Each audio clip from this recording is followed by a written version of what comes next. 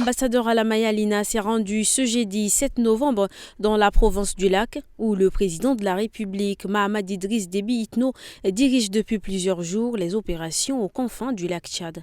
Le Premier ministre est allé exprimer le soutien indéfectible du gouvernement et celui de la population dans son ensemble au chef suprême des armées qui dirige personnellement l'opération Askanit en réponse à l'attaque terroriste du 27 octobre dernier. Le chef du gouvernement a également encouragé les troupes et salué leur bravoure dans cette lutte cruciale pour la sécurité et la paix au Tchad. Cette détermination du gouvernement à soutenir ses forces armées dans cette mission est un signal fort, affirmant que tous les efforts sont mis en œuvre pour garantir la protection des citoyens et la stabilité de notre pays. Le Bureau international du travail BIT, en partenariat avec le ministère de la fonction publique, organise un atelier pour valider un rapport d'analyse des filières agricoles caractérisé par une forte représentativité d'acteurs de l'économie informelle et d'emplois verts. Cette activité s'inscrit dans le cadre du projet de soutien à la réduction de l'informalité dans le secteur agricole au Tchad. Dans le cadre de ce projet, le BIT a soutenu le gouvernement dans la réalisation d'une étude approfondie sur les filières agricoles au Tchad, présentant une forte proportion d'acteurs informels. Cette étude vise à analyser les principales filières agricoles du pays afin d'identifier celles offrant des opportunités d'emploi pour les producteurs, en particulier les jeunes et les femmes.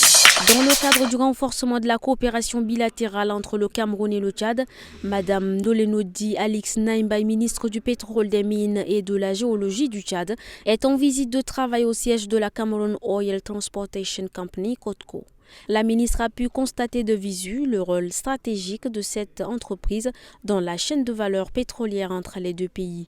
Ce déplacement a été l'occasion de souligner l'importance du partenariat entre le Cameroun et le Tchad dans le domaine pétrolier. Le pipeline reliant les champs pétroliers tchadiens au terminal de Kribi constitue un exemple unique d'intégration économique régionale.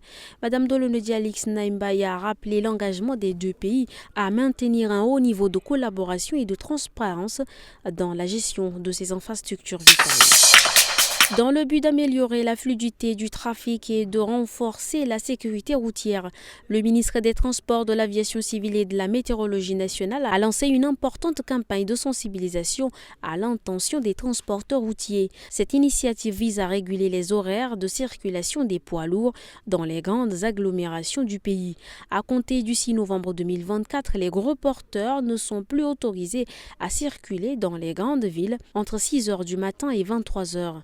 Cette mesure, qui s'applique notamment en N'Djamena, vise à réduire les embouteillages, limiter les accidents de la route et préserver l'état des infrastructures routières. Dans l'après-midi du 7 novembre 2024, aux environs de 17 h, Mahamat Ousmane, un homme d'une trentaine d'années, a été assassiné par des coupeurs de route à quelques kilomètres de Gosbida.